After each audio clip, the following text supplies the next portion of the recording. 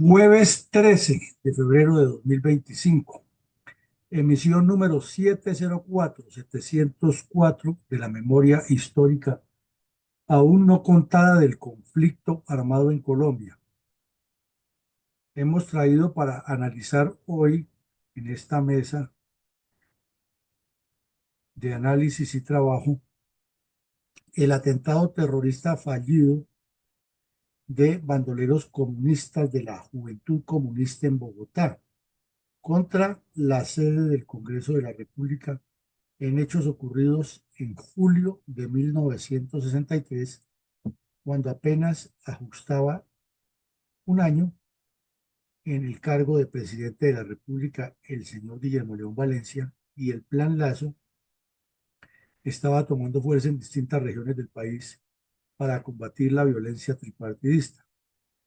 De paso, iba produciéndose una transición de reducción progresiva de los enfrentamientos criminales entre liberales y conservadores, y aumentaba la acción criminal del Partido Comunista por medio de sus bandas, aplicando los mismos métodos de barbarie contra el campesinado y simultáneamente reclutando bandidos de ambas facciones para llevarlos a sus cuadrillas. Era una orgía de terror que se ha multiplicado en el país y que había iniciado a incrementarse con los actos terroristas con explosivos en las zonas urbanas, que hicieron metástasis un año después con la solidaridad, entre comillas, de los grupos armados urbanos para Marquetalia y la explosión de una casa en la Hacienda La Perla al norte de Bogotá, en la cual quedó al descubierto que había terroristas franceses, mexicanos, cubanos y venezolanos relacionados con la guerrilla colombiana y promoviendo una sola actividad integral contra el país. Estos hechos que vamos a analizar hoy ocurrieron un año antes de los sucesos de la Hacienda La Perla, pero están muy correlacionados y nos aclaran cuánto daño le ha hecho el Partido Comunista a Colombia y la persistencia de este grupo político por medio de sus ramificaciones criminales para buscar lo que llaman ellos la revolución socialista. Adelante, mi coronel.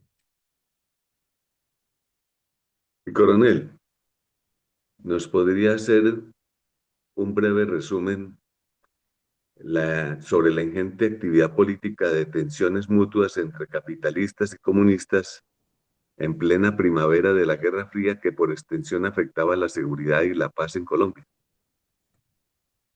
Aquí vemos dos caricaturas, una de Aldor y otra de Henry, dos artistas muy conocidos en la época en los medios de comunicación y con unas demostraciones gráficas de humor político propias de la época. En la primera vemos el entierro alegre y tiene una H, el, el catafalco, mientras ese féretro es colocado en la fosa por tres diplomáticos, los, el de Estados Unidos, el de Francia y el de la Unión Soviética. Los tres presidentes están ahí también observando. En el fondo se observa a Charles de Gaulle y a otros analizando, y un ángel mirando cómo se enterraba el proyecto de la bomba H, que supuestamente le traería la paz al mundo. Pero como sabíamos del dicho, al hecho hay mucho trecho, porque era simplemente la forma como se estaban manejando esas tensiones en el mundo, que se graficaban en las tensiones ya abiertas entre China y Rusia. Se declararon enemigos, y la forma como se tradujo eso en el tercer mundo con diferentes grupos terroristas. Es decir, en lugar de reducir la violencia en Latinoamérica o en el África o en los sectores del Asia, en ocasión de esas divergencias y esos pactos rarísimos que hacían entre la Unión Soviética y Estados Unidos, lo que hacía era que aquí se multiplicaba la violencia. Y al otro lado, una crítica de una caricatura que se debería republicar hoy, es instruyéndose. La narcodictadura cubana, desde su aparición en el escenario internacional, escenario político, se dedicó a vender la idea que estaban instruyendo a los pueblos en sus libres derechos. Entonces, este caricaturista saca una caricatura valiosísima en la que pinta a un terrorista con un libro que llama Cuba, debajo de la radio La Habana, que transmitía y transmite todavía incitación al terrorismo en toda Latinoamérica, la historia de la Sierra Maestra con los terroristas que anduvieron con Fidel Castro y el Che Guevara, el manual de guerra de guerrillas del terrorista Ernesto Guevara La Serna, la historia de la Revolución cubana, el libro El Capital de Marx y técnicas de sabotaje y terrorismo. Más claro, no canta un gallo, uno no explica cómo después de todo esto, que al país y al mundo se le dijo desde el año 63 la claridad de lo que es la narcodictadura cubana, hayan aparecido sujetos mediocres como César Gaviria, que reabrió negociaciones con este país, con este Estado criminal, esta mafia cubana de los narcodictadores Castro, y luego sujetos de la talla de Ernesto Samper Pizano y el mismo Andrés Pastrana, y los que siguieron, porque todos mantuvieron esa línea de que le decían el presidente cubano a Fidel Castro en lugar de llamarlo el dictador, y a Pinochet sí le decían dictador, y de los de derecha, ¿no? Incluido el señor Álvaro Uribe Vélez. Siempre decía el señor presidente Fidel Castro, y cuando se refería a Pinochet decía el dictador Augusto Pinochet. Increíble. Lo cierto es que hoy tenemos a la narcodictadura cubana haciéndole daños al país todavía, y esta caricatura de Henry es del año 63 y nos indica lo que hacían esos delincuentes. Entonces, en ese sentido, se ponía ante el mundo la realidad de cómo los capitalistas y los comunistas manejaban a su nivel temas tan sensibles como los de la bomba H, pero unos y otros miraban para otro lado con la realidad de lo que estaba ocurriendo con la narcodictadura en el continente, la cubana. Mi coronel, ¿cuál fue la grave revelación publicada en diversos medios de comunicación venezolanos acerca de los planes y proyectos estratégicos de los comunistas internacionales contra nosotros, Colombia? Pues que un corresponsal del Tiempo viajó a Caracas a hacer unas crónicas acerca de la situación tan convulsa que vivía Venezuela, varios grupos guerrilleros, entre otros el de Bandera Roja, y publicó que en Venezuela había unos grupos ya trabajando muy fuertemente arraigados en los sindicatos petroleros y que había un líder comunista, Francisco Julião, de origen brasilero, que dirigía allá unos movimientos que llamaban las Ligas Campesinas del Brasil, que luego viraron en los famosos MST, Movimientos Sin Tierra, eso es posterior. Este Julião estuvo en unas reuniones clandestinas eh, en Caracas y en varias ciudades de Venezuela, y se determinó que estaban construyendo un plan de expansión geopolítica desde Venezuela hasta el Pacífico, algo que Chávez después fue muy vehemente en decirlo. Había que construir no solo un ferrocarril que uniera Venezuela con el Pacífico, sino alrededor de ese ferrocarril fortalecer toda la revolución bolivariana para controlar el puerto petrolero de Barranca y lo que llaman ellos la yugular del desarrollo colombiano, integrada al arco minero de Venezuela, todo en una prospección completamente marxista. Desde ese tiempo ellos hablaron de esa cosa, hablaron de controlar los ríos que integraban la Orinoquía colombiana con la venezolana, asentando células comunistas de combate a lo largo de esos ríos y avanzando hacia la cordillera andina y uniendo a Venezuela con Colombia con una prospección por toda la cordillera hacia Argentina y Chile. O sea, aquí no estamos hablando de nada nuevo, sino que esto nos da a entender la importancia geoestratégica que tiene Colombia para diseminar la revolución en todo el continente. Eh, Se supo también que a esa reunión asistiría Juan de la Cruz Varela por Colombia y varios delincuentes del Partido Comunista Colombiano que estaban en contactos con delincuentes ecuatorianos y cubanos. Inclusive uno de esos acababa de ser detenido en el Ecuador por las pruebas de lo que estaban haciendo y que el gran problema que se les presentaba en ese momento eh, era llegar hasta la unidad, como decían ellos, de los grupos prochinos y prosoviéticos, porque era la famosa disensión chino-soviética. Y el EPL, pues aquí en Colombia estaba cogiendo fuerza y no se dejaba dominar. Pero paralelamente estaba surgiendo las guerrillas que han ido a la Sierra Maestra en Cuba a entrenarse con la narcodictadura de Fidel Castro, formando el ELN. Por esa razón era que los actos terroristas que se cometían en Bogotá, en Cali, en Barranquilla, por parte de la Juventud Comunista no tenían un sello específico y en algunas de las llamadas se identificaban teóricamente como un ejército de liberación nacional que no era exactamente el que finalmente fundó Fabio Vázquez porque agrupaba jóvenes de todos los sectores remanentes del MOEC, eh, jóvenes pro-chinos, jóvenes pro-Cuba y jóvenes pro-soviéticos, pero todos con mentalidad terrorista. Entonces el Cinturón Rojo pretendía formar un solo bloque, un solo contexto que uniera a los comunistas inicialmente de Colombia y Brasil y Venezuela, coordinados por Julião Marín, que era por Francisco Julião, perdón, que era el presidente de los sindicatos de las ligas campesinas brasileñas y estimulado por Juan de la Cruz Varela, que era el que más experiencia tenía en la dinámica de armar campesinos con la doctrina comunista y promover la invasión de tierras, para ir sentando todo ese proyecto, ese cinturón rojo, a lo largo de la línea que une a Venezuela con el Pacífico, cruzando por el Magdalena Medio. No en vano, Timochenko, Iván Márquez y el pedófilo Pastor Alape duraron muchos años construyendo esa zona, y aquí lo hemos estudiado, lo que se llama el bloque Magdalena Medio de las FARC, que va desde Puerto Boyacá aproximadamente hasta el Catatumbo y sigue esa línea del famoso cinturón rojo que querían los bandidos.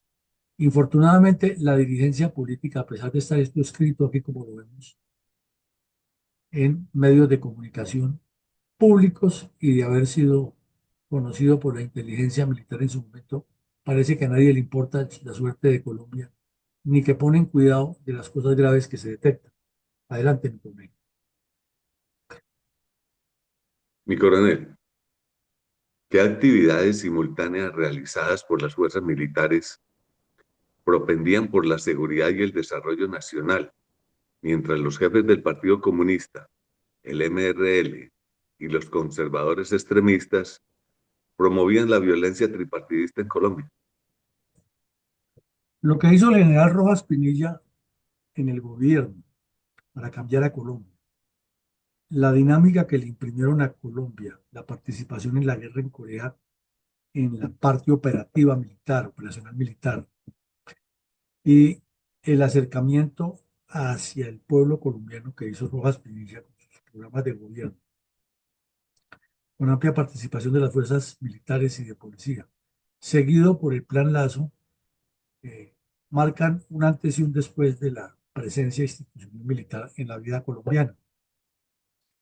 Y aquí vemos que una de las actividades importantes que se hizo por medio de las fuerzas militares para coadyuvar al bienestar y el desarrollo de Colombia es la instalación de mojones y determinación de límites en algunos sectores de la convulsa frontera de Colombia con Venezuela.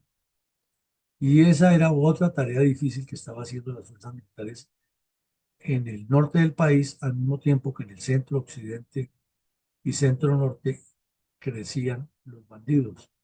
El general Ruiz Novoa logró que parte de eso se incluyera dentro del Plan Lazo para que el Plan Lazo llegara ya con la previsión y la prospección de lo que pudiera ocurrir con la extensión de los comunistas hacia esa zona. Es decir, anticiparse antes de que llegaran a reclutar gente y convertirlas en bandidos. Pues eso se terminó ahí, se paró ahí, no se hizo más por la politiquería que caracteriza.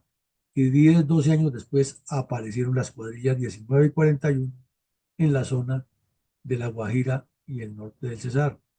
Eso tampoco lo cuenta el señor de Rux en su pasquín, ni a los colombianos nos cuentan, y está en los medios de comunicación, como vemos en la foto. O sea que lo que falta es escudriñar la historia y poner las cosas en su sitio.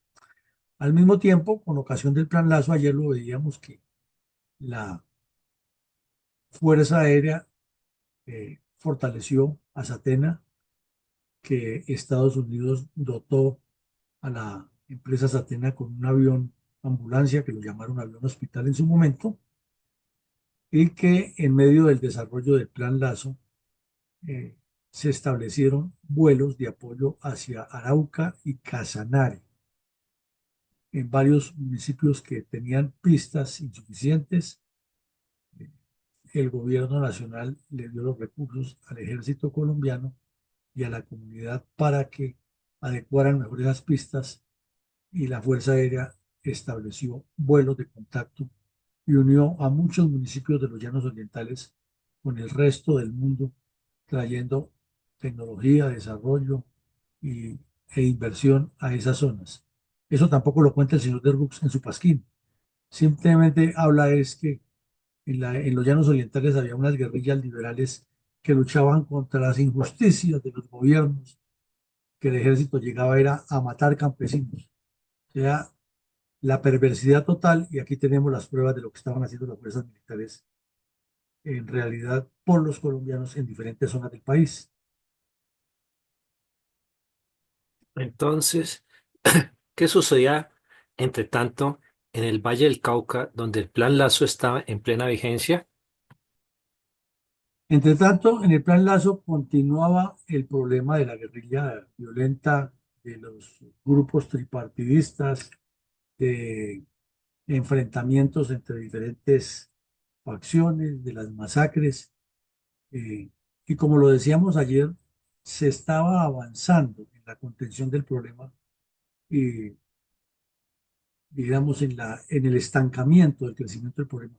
Pero todavía era mucho lo que tocaba corregir por el fenómeno de que ahí estaba la riqueza geoestratégica de Colombia con el café y la caña de azúcar, y no era tan fácil desaparecer tantos odios, tantas intrigas y tantas ambiciones de dinero fácil por parte de diferentes actores armados, instigados por sus jefes políticos.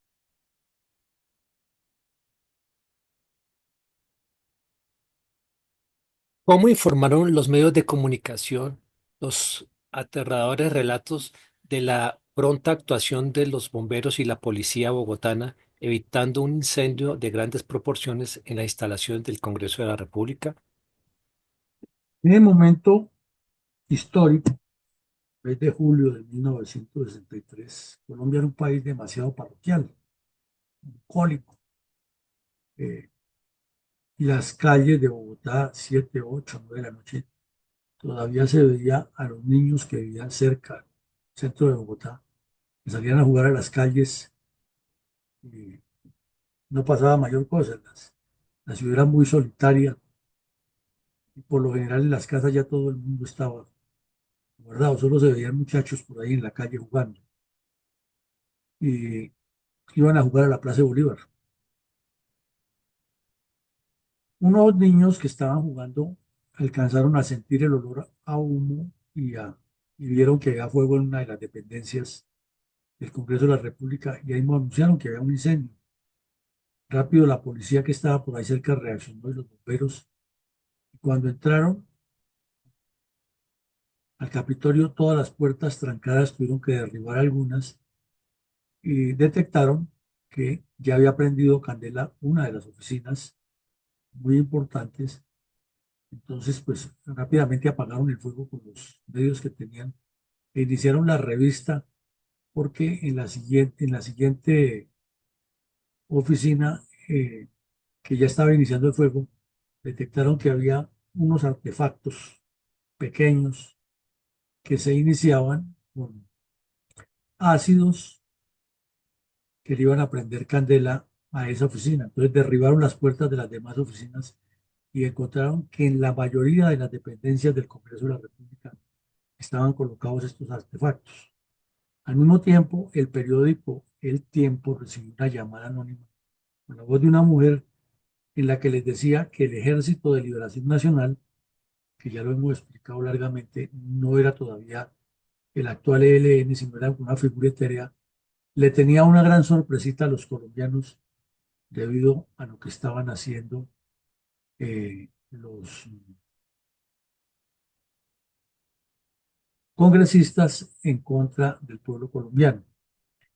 Entonces esa fue la primera noticia, pues obviamente la programación de la radio que era muy bucólica, era muy conocido un programa que llamaban Los Chaparrines, Caracol Radio, en los otros eran unos concursos, en las otras emisoras había unas presentaciones en vivo de los artistas de la época, o a veces si había un partido de fútbol, pues era lo que transmitían. Esa noche pues todo se concentró en el despliegue de periodistas hacia allá y hasta pasada la medianoche mucha información de que había habido un acto terrorista contra el Congreso de la República, funcionarios del DAS y de la policía y el ejército estableciendo cordones de seguridad y los bomberos trabajando ingentes en la revisión de todas las dependencias para que no fuera a ocurrir nada más grave. De haberse concretado el hecho como estaba previsto, el Partido Comunista se hubiera salido con la suya y hubiera incendiado el Legislativo, o sea, el Congreso de la República. Pero eso no obstó para que 22 años después los mismos terroristas sí entraran al Palacio de Justicia a sangre y fuego y lo destruyeran. Y eso tampoco nos lo cuenta el señor de Rux en su pasquín.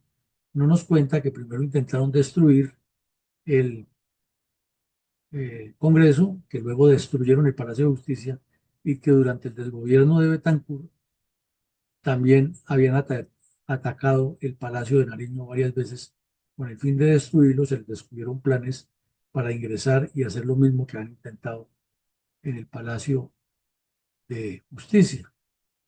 Por lo tanto, la información de la historia es muy larga y falta seguir profundizando, pero aquí tenemos las pruebas. En total encontraron 36 artefactos explosivos que hubieran sido suficientes para destruir todo el Congreso de la República.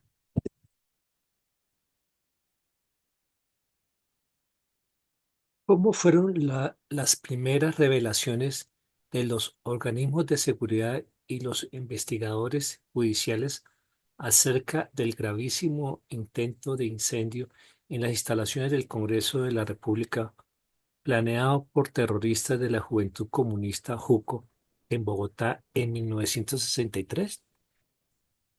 Casi que automáticamente, como efecto de esto, fueron a encontrar una armería que estaba en formación en Cali, también de guerrillas comunistas. La persona que allí trabajaba, ya un sujeto de 51 años de edad, no era un joven, le encontraron varias armas y partes de armas y municiones. Y en Bogotá se hizo todo el seguimiento y el análisis de cómo habían ocurrido los hechos, cuál era lo que estos bandidos planeaban, toda la información, la reconstrucción de los peritos. Se encontró que habían utilizado unas cajas, unas cajillas de fósforo de esas pequeñas que le cargaban las personas en el bolsillo para encender sus cigarrillos, o las señoras en las casas para prender el fuego en las estufas, que dentro de las cajas de fósforo ya no había fósforo, sino lo que había era unos componentes químicos que al ir avanzando un componente sobre el otro, destruía un separador que tenía, que era un papel, y al unirse los dos componentes inmediatamente generaba el incendio y explosión. Y como los pisos de la mayoría de las oficinas tenían tapetes o alfombras, y además los escritorios de madera y los revestimientos de las paredes casi todas de madera, pues era eh, paja o heno propio para que el incendio se prolongara. Además estaban las bibliotecas de las oficinas, la biblioteca central, las oficinas administrativas, en las que había solo escritorios de madera y mucho papel, además el revestimiento en madera de las paredes y las puertas, con lo cual se calculaba que el incendio en cuestión de media hora era total. Fue un acto demencial, terrorista, que tuvo la complicidad de funcionarios internos. No, no dijeron nunca cómo ni quién había sido, pero resulta que haciendo el seguimiento por algunas huellas y por la lógica, en la parte trasera de las oficinas había una especie de restaurante para empleados del Congreso y para una cafetería grande en la que almorzaban o tomaban café los congresistas y los empleados de este ente legislativo, y por ahí se notó que quedaron los rastros, cómo habían entrado y cómo poco a poco pudieron entrar a las oficinas y colocar estratégicamente las cajas de explosivo debajo de los tapetes, ya que al hacer el cuadro o la revisión, no todas tenían, no todas las oficinas tenían, pero todas sí fueron revisadas desde luego. Y lo que indicaba era que las habían colocado en sitios críticos donde al iniciarse el incendio se extendería progresivamente y articuladamente hacia las demás oficinas. Fue un golpe muy bien pensado, eso indicaba por razones lógicas que quienes lo hicieron conocían muy bien el Congreso, que tenían los planos exactos, que no llegaron a colocar los artefactos explosivos de manera casual, sino muy bien pensada y calculada para que el fuego se extendiera. Eh, en particular, las oficinas que tenían cortinas más grandes estaban eh, con mayor cantidad de estos explosivos para que generara más rápido el fuego y se extendiera hacia el techo y las paredes. O sea, el análisis que hicieron los bomberos y los peritos del DAS demuestran que era un plan de la peor perversidad y con la mayor intención de causar el enorme daño posible y de decir lo que, o de corroborar lo que había dicho la joven que llamó a la redacción del periódico El Tiempo, que el objetivo era bloquear todo lo que estuviera haciendo el Congreso en contra de los intereses populares, como dicen los comunistas. Adelante, mi coronel. ¿Cómo fue, entre tanto, el show montado por el propagandista comunista Orlando Falsborda acerca de un supuesto ataque y robo contra su equipo de trabajo y proselitismo izquierdista, presentado una sesgada versión de la violencia tripartidista en Colombia durante la década de 1950 y 1960? Se dice, el señor Petro es un artista para que cuando hay un problema, él arma otro para taparlo.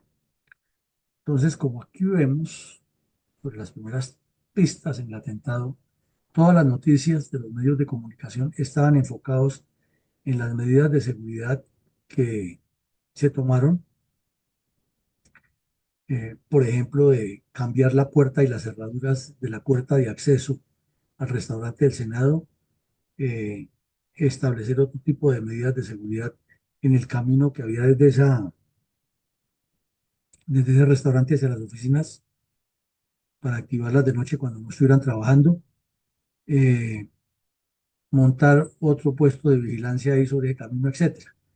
Y luego también hicieron otras medidas de cambios de carnets, de revisión de personas con posibilidad de acceso, de unos estudios de seguridad, etcétera. Entonces, esa era la noticia del país, pero como los comunistas tienen que saber cómo se desvía la atención, este sujeto Orlando Falsborda, que era muy cercano a Umaña y al cura Guzmán, habida cuenta que habían escrito el libro La violencia en Colombia, que además utilizando eso se han hecho millonarios. El libro se vendió muchísimo y los medios de comunicación, con críticas y no críticas, se encargaron de volverlo más famoso. O sea que entre Tercer Mundo, que era de Belisario Betancur y otros personajes, era la editorial, y estos tres se llenaron de dinero a costa de mentirle a los colombianos con su cuento de la violencia en Colombia. Entonces les gustó tanto el negocio que les dio por montar una segunda versión.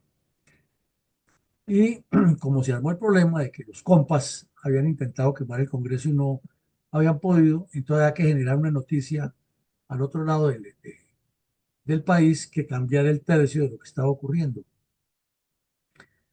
Y apareció en Cali un estudiante de la Facultad de Sociología de la Universidad Nacional, que eso es la otra cosa que uno no explica. El señor Umaña, dedicado a defender bandidos todo el tiempo, y era profesor de la Nacional pago con los impuestos de los colombianos, y Orlando Falborda era profesor de la Facultad de Sociología de la misma universidad, pero andaba todo el tiempo con estudiantes por allá metido en las zonas donde había violencia, entrevistando bandidos y preparando su segundo libro.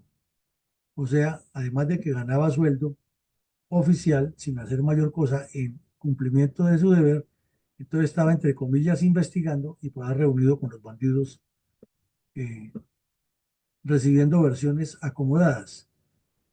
Resulta que él había viajado con dos estudiantes de esos y sorpresivamente apareció en Cali uno de los estudiantes con el cuento de que él estaba muy asustado, que habían sobrevivido a un ataque criminal en una finca, que afortunadamente el doctor Falborda no le ha pasado nada, pero que les habían disparado a la camioneta, que les habían robado exclusivamente los papeles que él llevaba y las grabaciones de cassette, donde estaba la voz de los campesinos contando todas las tragedias, que los bandidos les habían dicho que no volvieran por allá porque si no los mataban.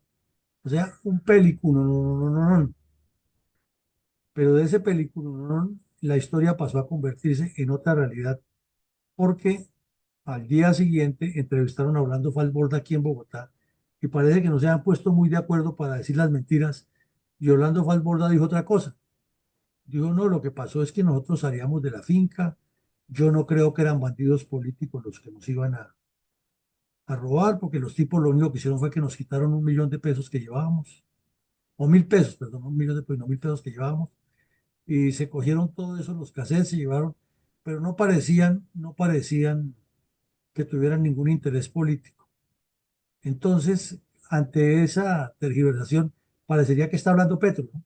Parecería el mismo esquema de que uno dice una cosa, resulta que el estudiante dijo que eran dos bandoleros que eran barbados, que uno tenía uniforme de militar y un fusil, que el otro estaba de civil, que nos han dicho que eran bandidos de la época.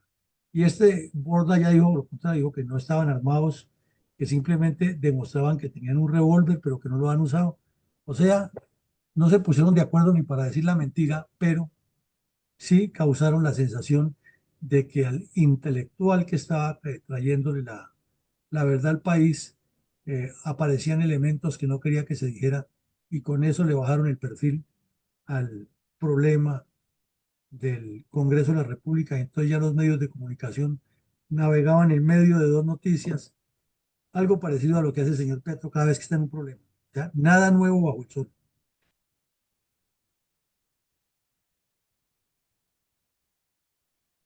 ¿Qué otras actividades subversivas realizaban los bandoleros tripartidistas en esa época del Valle y otros lugares del Tolima no tan lejanos de Marquetal? Pues al norte del Tolima está el municipio de Falan y está el municipio de Villahermosa.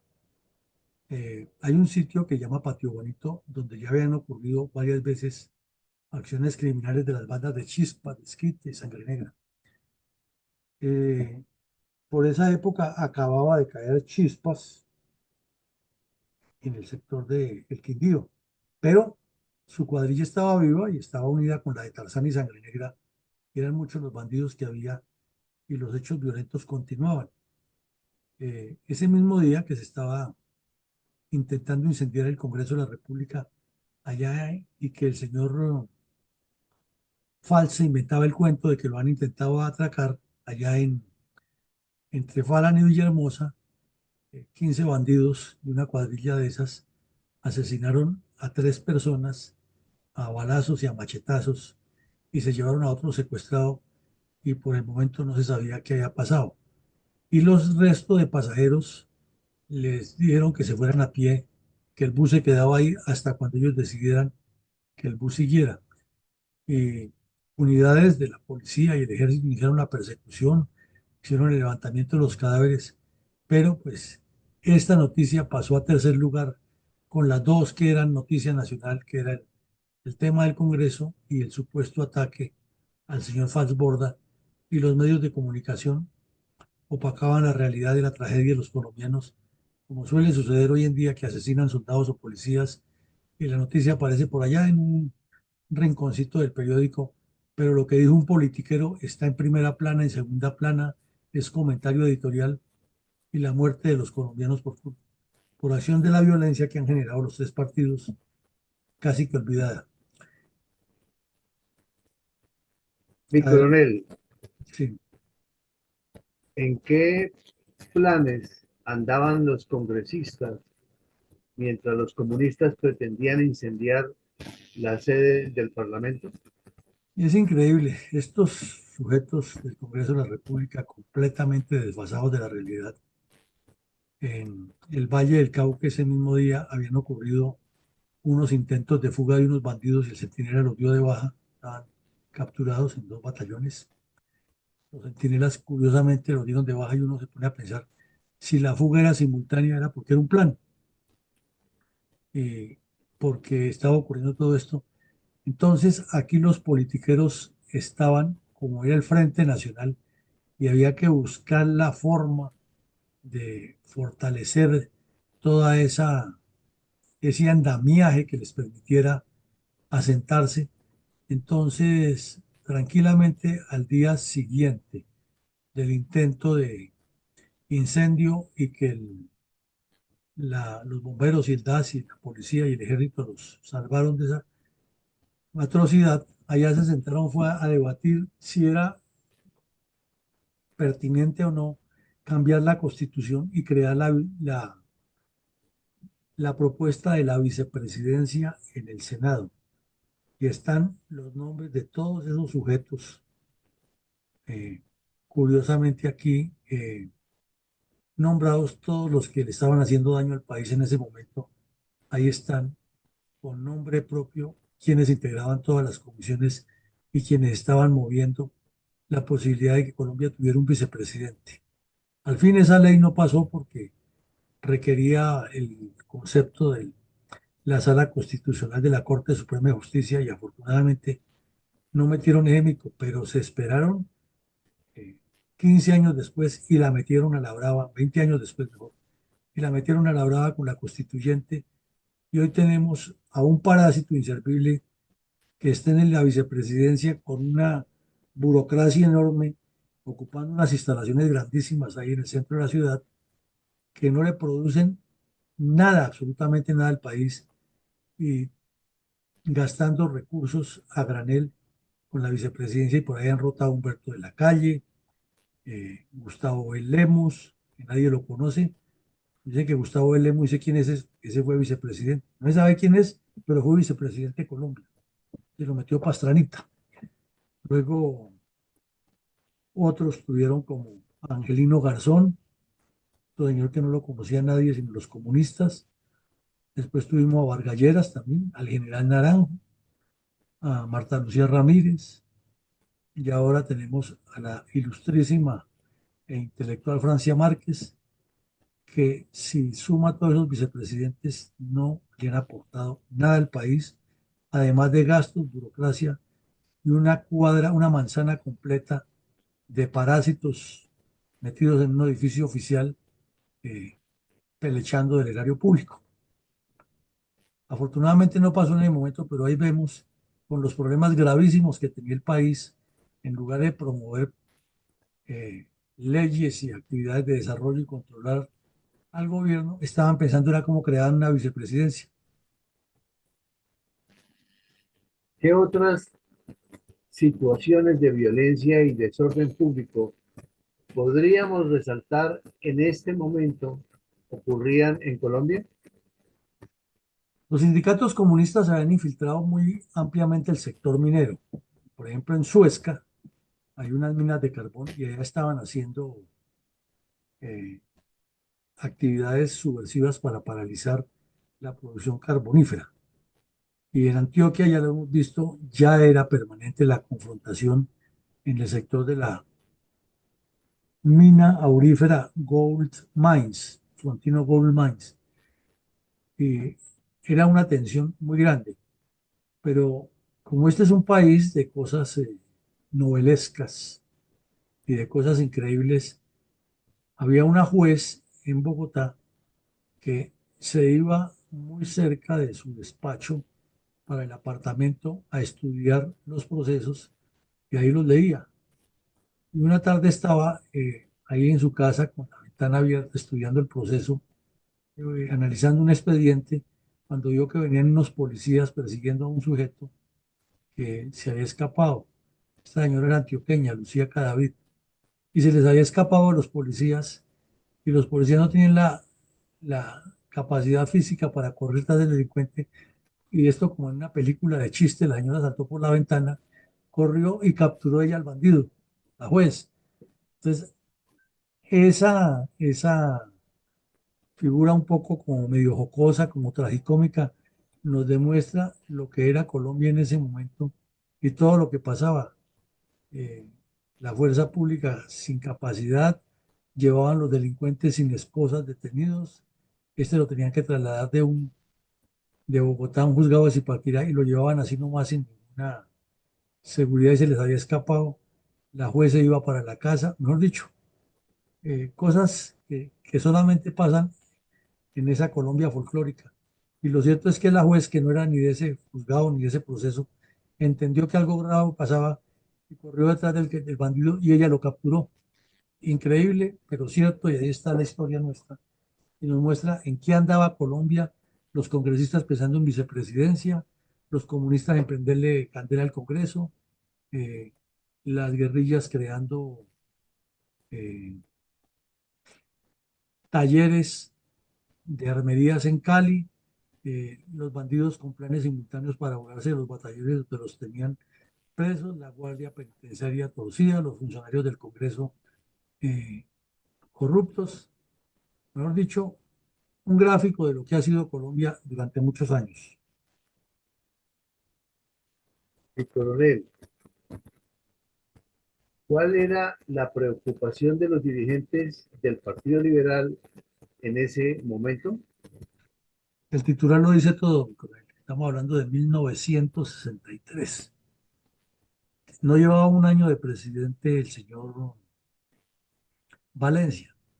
Mientras estaban pensando era en cómo colocar un vicepresidente para tener otro espacio donde pelechar de la nómina y del presupuesto y otro delincuente de cuello blanco para hacerle daño al país, el Partido Liberal ya andaba ayudándole al señor Gerard Restrepo, que en ese momento completaba 5 años de campaña política para ser presidente, y ustedes lo ven ahí el titular, requerían la unión liberal.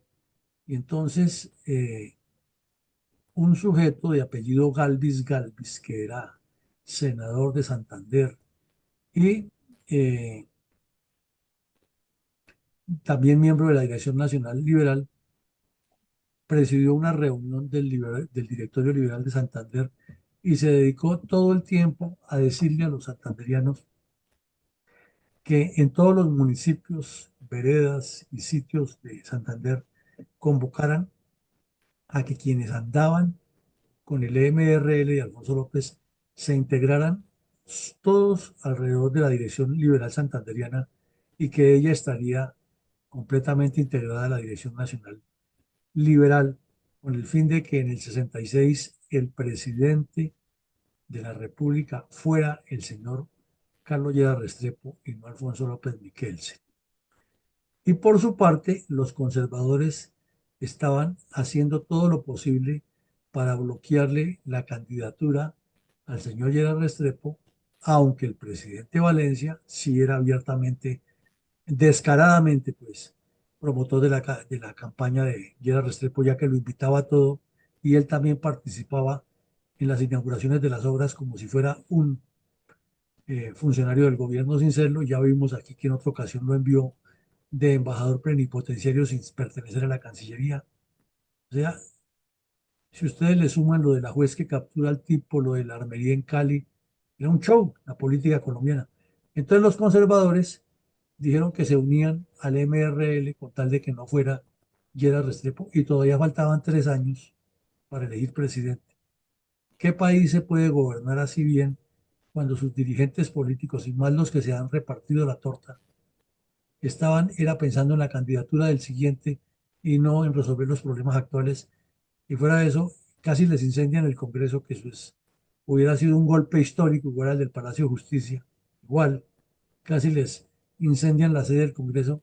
Ellos hablando de candidatos, de montar una vicepresidencia para establecer otra, otro epicentro de corrupción y desgreño administrativo como el que actualmente existe.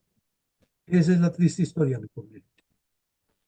Gracias, mi coronel. Con reverencia, admiración y absoluto respeto por todas las víctimas del terrorismo comunista contra los colombianos, escuchemos un minuto de silencio en homenaje a sus vidas, sus obras y sus trágicos finales a manos de los desalmados criminales marxistas leninistas que se apoderaron del crimen político en el país al final de la violencia tripartidista a partir de la década de 1960.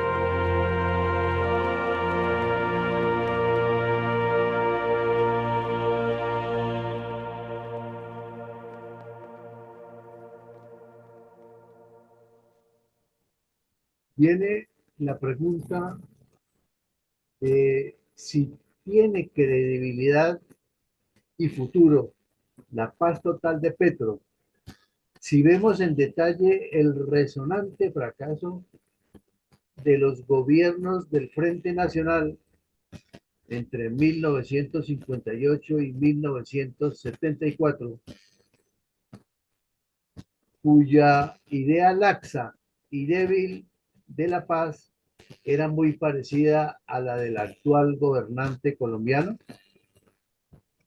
Y infortunadamente Colombia, desde cuando el señor Santander le dio por abrir toda parte del general Bolívar y separarse de Venezuela, se nos quedó en el ADN la idea de que cada quien es el dueño de su pedacito en el momento histórico o en la actividad que realiza, y que no importa que se conspire contra quien está arriba, lo importante es que yo esté bien.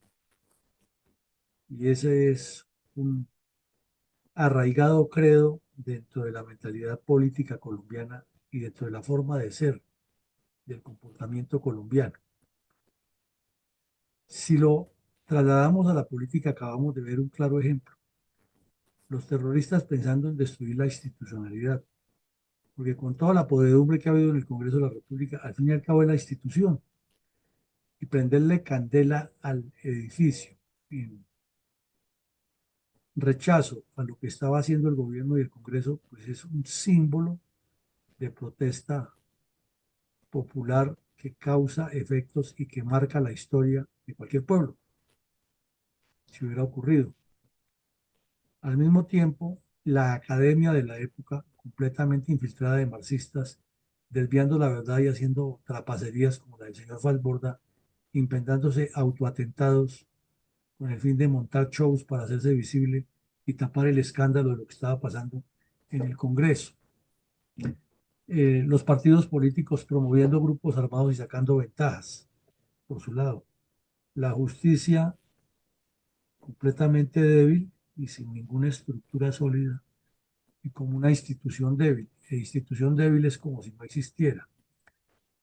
Y así sucesivamente se hablaba de que el plan Lazo, encabezado por las fuerzas militares, era la solución, pero no querían que participara las fuerzas militares, sino politizarlo. Y hemos visto que por la misma época los comunistas de escritorio Enrique Santos y Daniel Samper escribían que había que acabar con la acción cívico-militar porque era una forma de figuración de las fuerzas militares y no de ellos como dirigentes políticos. La narcodictadura cubana, como lo vemos ahí, promoviendo el terrorismo en el continente. Ese es el cuadro de 1963, grosso modo. Y el cuadro actual es la narcodictadura cubana promoviendo el terrorismo contra Colombia y a la vez de legitimadora, gobernados por un delincuente que se formó al calor de esas mismas ideas subversivas y perversas. Y al mismo tiempo dándole todas las largas a los delincuentes de todos los pelambres. Y mientras en ese tiempo pensaban en la vicepresidencia, aquí viven pensando en salirse por las ramas. Hoy está el país inundado de las noticias del tal Pitufo, que le hicieron, que no lo hicieron, que lo sacó la justicia, que no sé qué. Hay un punto concreto. La campaña del señor Petro recibió $500 millones de ese sujeto para la campaña. Y Petro se lavó las manos y dijo, devuélvanlo. Nunca denunció a la justicia. Es que no es solamente devolverle la plata, es que si hay un movimiento de dinero ilícito, él tenía que denunciarlo ante la justicia. Ahora salen con el cuento, igual que en esa época, lavándose las manos, que era que el señor Petro sí salió y dijo en los medios de comunicación que la mafia nos quiere infiltrar y los corruptos de siempre. Él puede decir todo eso, pero ha debido denunciar. Y no lo denunció, quiere decir que es cómplice porque andaba con ellos y le dio fue temor de que se publicara. Pero aquí tenemos que es la repetición de la repetidera de los hechos y los bandidos pensando igual que en esa época en destruir sedes institucionales, asesinar soldados, secuestrar gente. Entonces, ¿de cuál paz podemos hablar que este señor la va a lograr si es que el esquema es lo que no ha cambiado el sistema? Bueno, mi coronel, adelante con sus comentarios.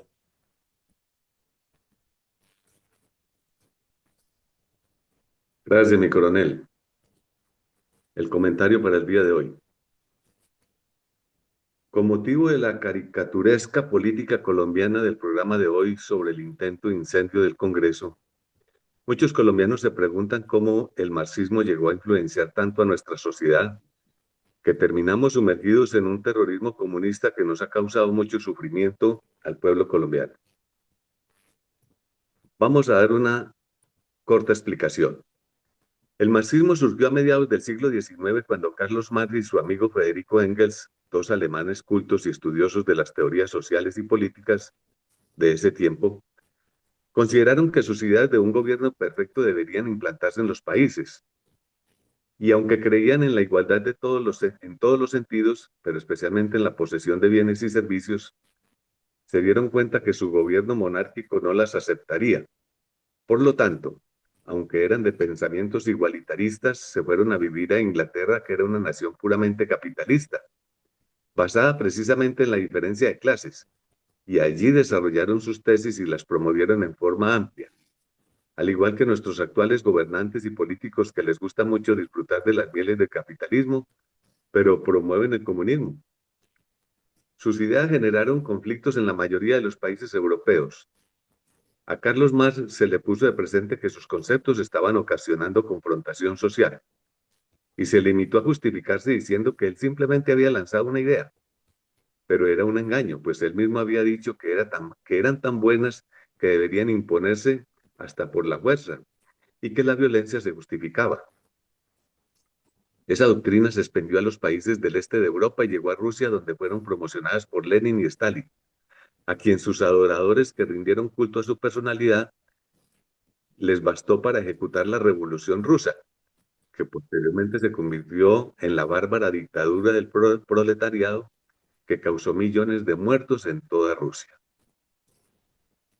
Como querían que esa forma de gobierno se expandiera por todo el mundo, crearon en 1919 un departamento llamado Comintern, que significa Comunismo Internacional. Se le encargó difundir la idea por distintas partes y en especial en el Asia, la China y Latinoamérica. Así llegó a Colombia, donde existía un fuerte bipartidismo con poderosa influencia de la religión católica y por lo tanto debieron iniciar un difícil proceso de adoctrinamiento y de infiltración, en especial en el Partido Conservador y la Iglesia porque eran fuertes opositores al comunismo por la tendencia al ateísmo. Cuando para comienzos de 1930 se terminó la larga hegemonía conservadora, el comunismo inició en un intenso adoctrinamiento del Partido Liberal, quien se había hecho el poder. Fue un largo proceso que duró hasta comienzos de la década de 1960, cuando también triunfó la Revolución Comunista en la isla de Cuba. Y a partir de ese momento el Partido Comunista, ya puramente colombiano y con ideología fuertemente insurgente, subversiva y con altos rasgos de barbarie, surgieron muchos cabecillas de grupos terroristas, que después se alimentaron con los abundantes dineros del narcotráfico y así hemos llegado a los crímenes del presente. Colombia ha sido víctima de un comunismo despiadado que por sus grandes privilegios naturales nos convirtieron en el botín de codicia para el comunismo mundial. Por tal razón, nuestras Fuerzas Armadas han logrado salvar a la nación durante 2 siglos de república del letal veneno del comunismo, porque la politiquería nunca ha sido capaz de manejar bien el gobierno, ya que nuestros dirigentes políticos también se han mostrado proclives a dicha ideología, al mismo tiempo que incompetentes e incapaces para impedir esa penetración, que se ha logrado, por supuesto, con un magisterio que adoctrina a nuestras juventudes en la destrucción de nuestra querida patria. Por eso, uno de los objetivos presentes del partido político de las reservas, y especialmente de Fundel, es la desinfección de nuestra juventud y la depuración del magisterio colombiano, maestros que han predicado en todas las aulas de nuestros colegios y universidades el despiadado marxismo comunista, que ha venido de otros continentes, como ya lo explicamos. Esta es una corta lección de historia política. Muchas gracias, mi coronel. Muchas gracias, coronel.